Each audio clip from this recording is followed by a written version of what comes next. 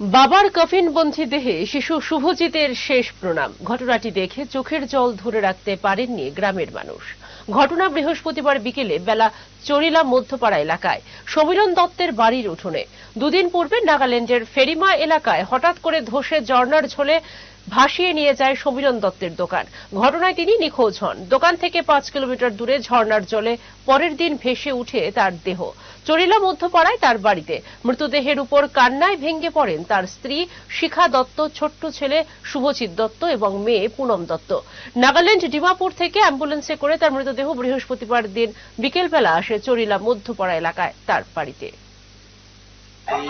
মারা গেছে সমীর দত্ত, একদম ছোট অবস্থায় আমার একদম বাড়ির প্রতিবেশী লোক, ছোট থাকতে চিনি, খুব ভালো।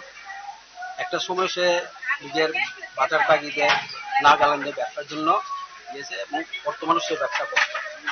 কিন্তু আজ থেকে 2-3 দিন আগে একটা নাগাল্যান্ডে যেখানে সে ব্যবসা করে সেখানে একটা প্রাকৃতিক বিপর্যয় ঘটে। সেই বিপর্যয়ে পাহাড় ধসে তার মৃত্যু ঘটে এবং তার ডেড বডি প্রথম অবস্থায় খুঁজে পাওয়া যায়নি, কিন্তু প্রায় 10 কিলোমিটার দূরে তার পাওয়া গেছে মৃতদেহ।